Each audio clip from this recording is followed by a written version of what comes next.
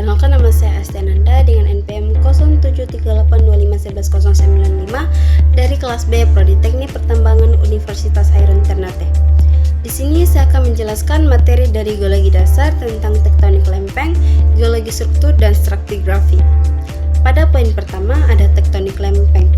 Tektonik lempeng adalah teori yang menjelaskan bahwa litosfer bumi terbagi menjadi beberapa lempeng besar dan kecil, yang dimana bergerak di atas astronosfer yang lebih panas dan plastis.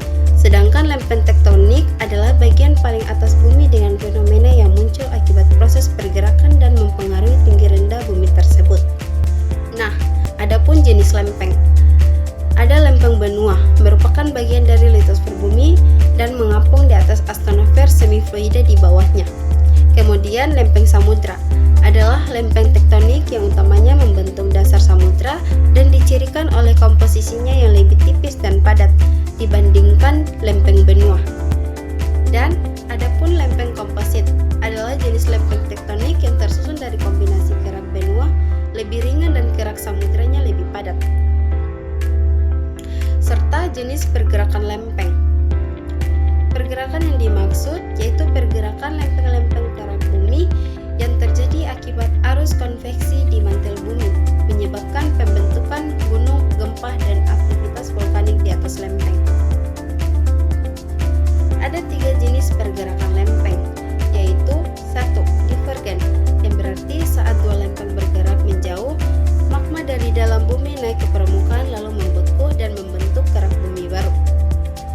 Yang kedua, ada konvergen, yang berarti ketika dua lempeng bertemu, salah satu lempeng akan menunjang ke bawah lempeng lain yang biasa disebut subduksi, atau keduanya saling menekan. Yang ketiga, transform, yang berarti dua lempeng bergerak mendatar berlawanan arah, tidak ada kerak baru yang terbentuk dan tidak ada kerak yang hancur, tetapi energi gesekan menumpuk di lapisan sebagai gempa bumi. Kita masuk pada poin kedua, yaitu geologi struktur. Geologi struktur adalah cabang ilmu geologi yang mempelajari deformasi batuan, yaitu perubahan bentuk dan ukuran akibat dari dalam bumi seperti pergerakan lempeng tektonik. Kemudian struktur geologi. Ada 1. Lipatan atau float, yaitu perlengkungan batuan akibat tekanan terbagi menjadi 2, yaitu ada antikline yang berarti puncak dan syncline yaitu lembah. Yang kedua, sesar atau float, retakan pada batuan yang disertai dengan pergerakan antara blok batuan terbagi menjadi 3, yaitu sesar naik, turun, dan mendatar. Yang ketiga, kekar yang biasa disebut join, yaitu retakan tanpa geseran. Serta gaya penyebabnya ada tekanan, tarikan, dan geseran. Kemudian tujuan geologi struktur yaitu mengetahui deformasi batuan, memahami sejarah pergerakan lempeng, dan menganalisis potensi gempa, mineral, dan minyak bumi. Ada pula manfaat geologi dasar yaitu mitigasi bencana gempa, eksplorasi sumber daya alam, dan perencanaan pembangunan. Terakhir, kita masuk ke poin ketiga yaitu stratigrafi. Stratigrafi adalah cabang ilmu geologi yang mempelajari lapisan-lapisan dalam batuan atau strata, hubungan antara lapisan. Proses pembentukannya umur relatif serta menyebarkannya di permukaan bumi. Tujuan utamanya adalah memahami sejarah geologi suatu daerah.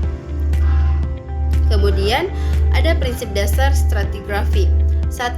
Hukum superposisi, yaitu lapisan bawah lebih tua dari lapisan atas. Yang kedua, ada hukum horizontalitas awal yaitu lapisan awalnya terbentuk mendatar. Yang ketiga, hukum kontinuitas lateral yaitu lapisan menyebar ke segala arah. Dan yang keempat, suksesi fosil, yaitu fosil tertentu menunjukkan umur tertentu. Ada jenis stratigrafi. Ada 1. Litostratigrafi, yaitu berdasarkan jenis batuan. 2. Biostratigrafi berdasarkan fosil. 3. Kronostratigrasi berdasarkan umur waktu. Dan 4.